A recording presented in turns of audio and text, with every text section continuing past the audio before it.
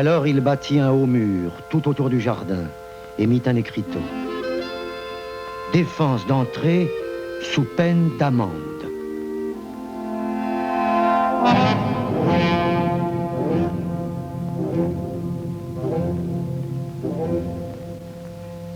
C'était un géant très égoïste.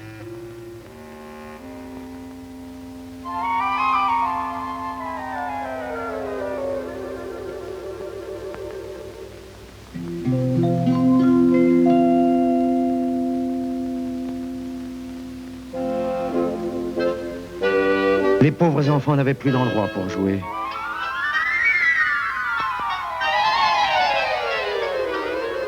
Ils essayèrent de jouer sur la route, mais elle était toute poussiéreuse et semée de durs cailloux, et cela ne leur plut pas.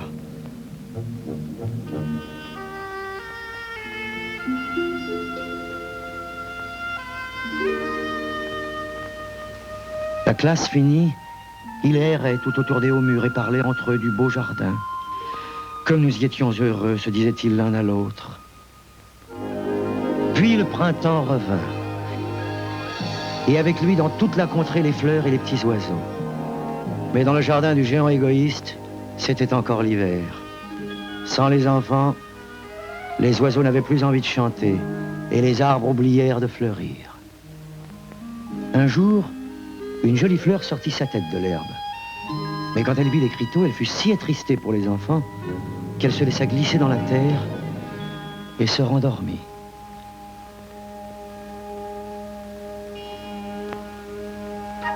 Les seuls à se réjouir furent la neige et le gel. Le printemps a oublié ce jardin, s'écrièrent-ils. Nous allons pouvoir vivre ici toute l'année.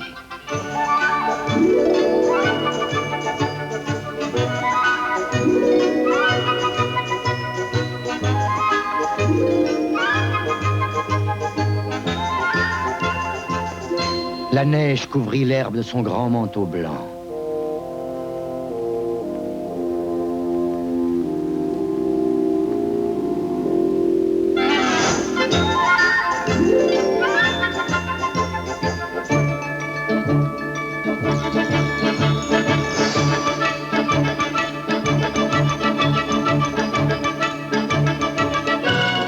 Et le gel peignit tous les arbres d'argent.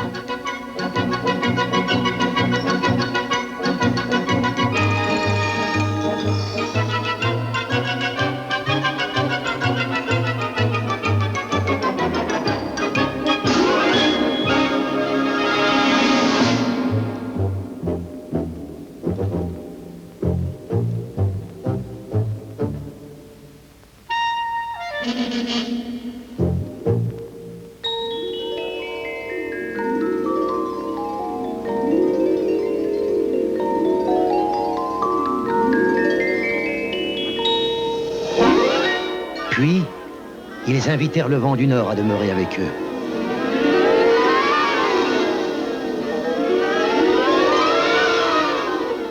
Et il vint.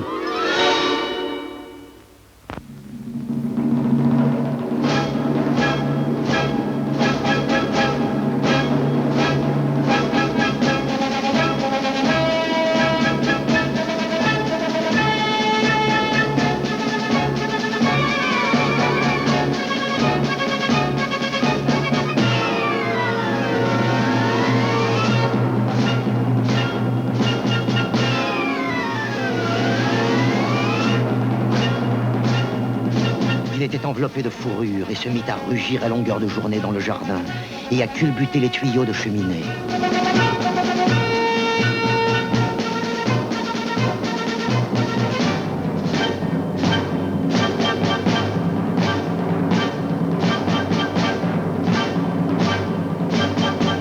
Quel endroit délicieux, dit-il. Nous devrions convier le Grésil à se joindre à nous.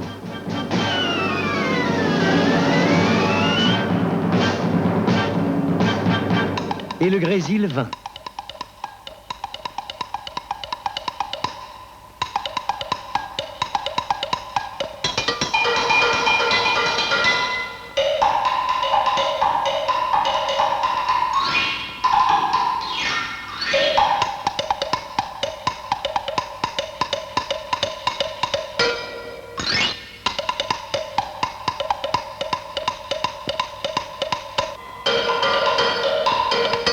Chaque jour, 3 heures durant, il crépita sur la toiture du château, jusqu'à briser la plupart des ardoises.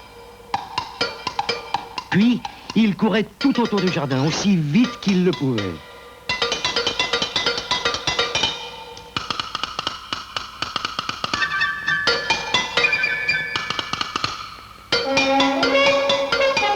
Son vêtement était gris et son souffle comme de la glace.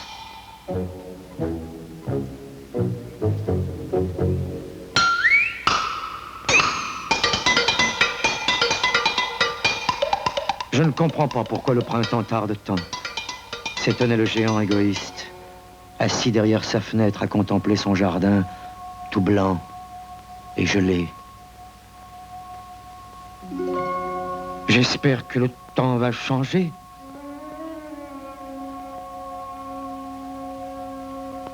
Mais jamais ne venait le printemps, ni l'été.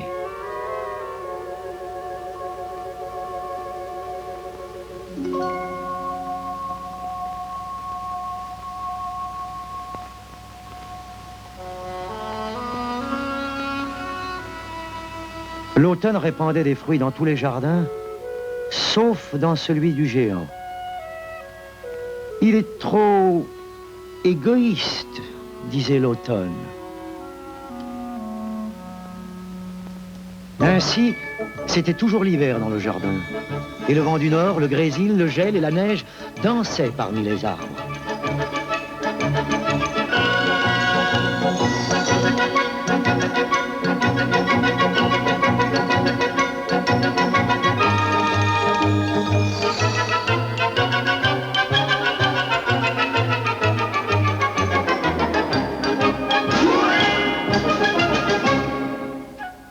Un matin, le géant était éveillé dans son lit, quand il entendit une musique ravissante, si douce à ses oreilles, qu'il crut que les musiciens du roi passaient par là. Ce n'était qu'une petite linotte devant sa fenêtre. Mais il y avait si longtemps que le géant n'avait entendu un chant d'oiseau dans son jardin, que cela lui fit l'effet de la plus belle musique du monde. Alors le grésil cessa de trépigner au-dessus de sa tête, le vent du nord de hurler à ses oreilles, et une senteur délicieuse lui parvint par la croisée ouverte. « Je crois que le printemps est enfin arrivé », s'écria le géant. Il sauta du lit et courut à la fenêtre. Que vit-il? Il vit le plus merveilleux des spectacles. Par un trou dans le mur, les enfants s'étaient faufilés dans le jardin et étaient assis sur les branches des arbres. Chaque arbre qu'ils pouvaient voir avait un petit enfant.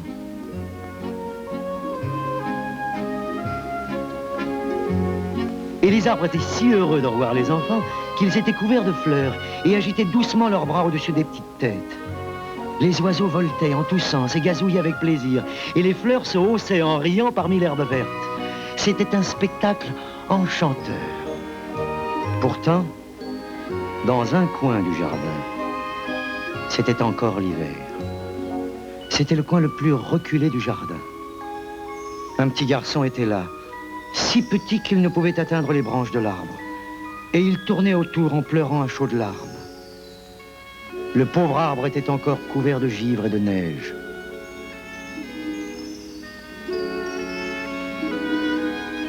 Au-dessus de lui soufflait et rageait le vent du nord. « Monte, petit garçon », disait l'arbre en inclinant ses branches le plus bas qu'il pouvait. Mais l'enfant était trop petit. Et le cœur du géant se mit à fondre en le regardant. « Comme j'ai été égoïste, dit-il. Je sais maintenant pourquoi le printemps ne voulait pas venir. Je vais mettre ce pauvre petit garçon à la cime de l'arbre. Et je démolirai le mur. Et mon jardin restera toujours ouvert pour les jeux des enfants. »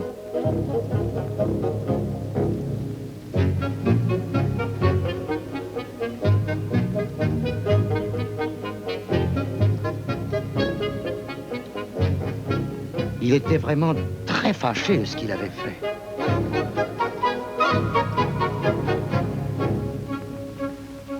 Alors, il descendit l'escalier sans bruit, ouvrit tout doucement la porte et se glissa dans le jardin.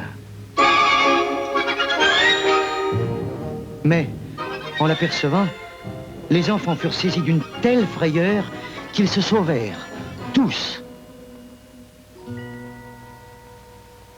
Et l'hiver s'abattit de nouveau sur le jardin. Seul restait le petit garçon. Il n'avait pas fui car ses yeux étaient si pleins de larmes qu'il ne vit pas le géant venir. Le géant s'approcha de lui sans faire de bruit. Le prit délicatement dans sa main et le déposa sur l'arbre. Et l'arbre aussitôt se couvrit de fleurs. Les oiseaux s'y perchèrent et se mirent à chanter. Et le petit garçon étendit les bras, se jeta au cou du géant et l'embrassa. Les autres enfants, voyant que le géant n'était plus méchant, revinrent en courant et avec eux revint le printemps. « C'est votre jardin maintenant, petits enfants, » dit le géant. Et il prit une grande hache et démolit le mur.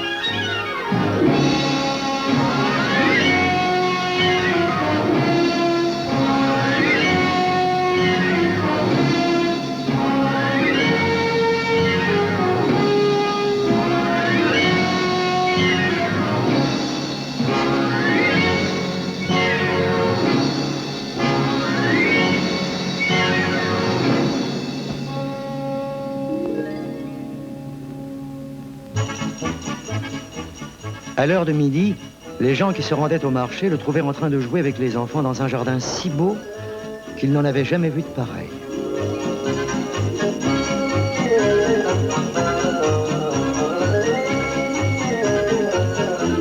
Tout le jour, ils s'amusèrent. Au soir tombant, les enfants vinrent dire au revoir au géant. « Mais où est donc votre petit camarade ?» demanda le géant. « Celui que j'ai mis dans l'arbre. » Le géant l'aimait plus que les autres parce qu'il l'avait embrassé.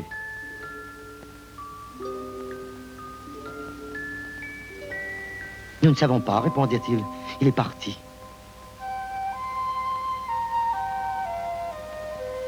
Dites-lui bien de revenir demain, recommanda le géant.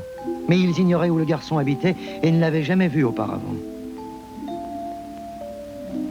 Le géant fut très triste.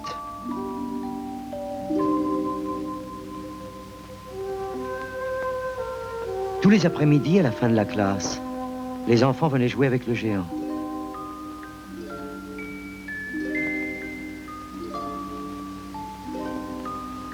Mais jamais il ne revit le petit garçon qu'il aimait. Le géant était très gentil avec tous les enfants. Et pourtant, il regrettait toujours son premier petit ami. Et il en parlait souvent. « Comme j'aimerais le voir », soupirait-il.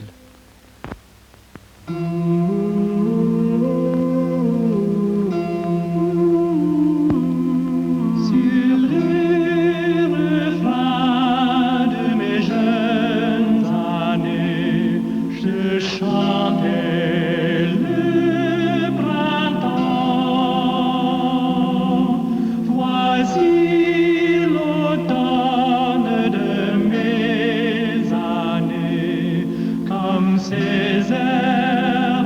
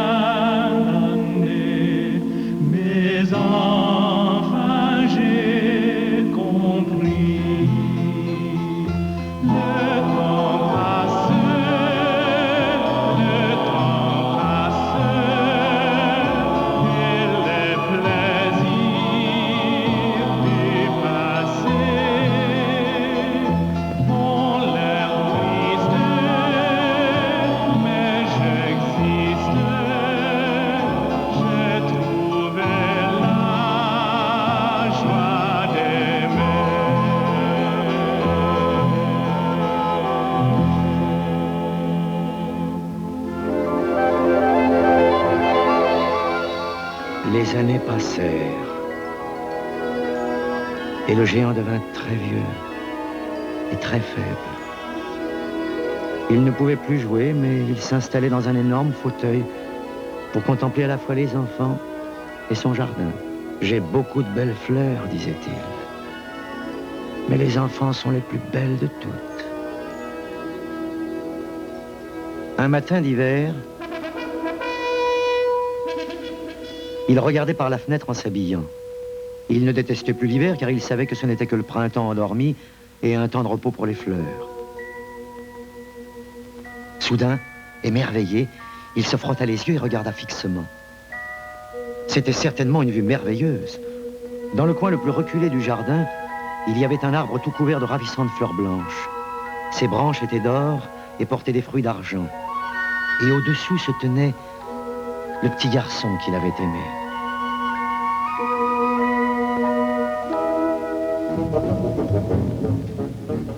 Dans sa joie, le géant descendit l'escalier en courant et pénétra dans le jardin. Il traversa l'herbe en hâte et vint près de l'enfant. Et quand il fut tout près, son visage rougit de colère. Et il dit, « Qui a osé te blesser ?» Car sur les paumes de l'enfant, il y avait la marque de 2 clous. Et la marque de 2 clous était sur les petits pieds.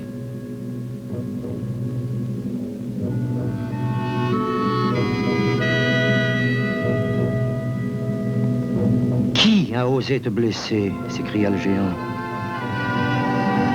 Dis-le-moi, que je prenne ma grande épée pour le tuer. Non, répondit l'enfant. Ce sont les blessures de l'amour. Qui donc es-tu? Demanda le géant. Une étrange crainte l'envahit et il s'agenouilla devant le petit enfant. L'enfant sourit au géant et lui dit, « Un jour tu m'as laissé jouer dans ton jardin. Aujourd'hui tu viendras avec moi dans mon jardin. »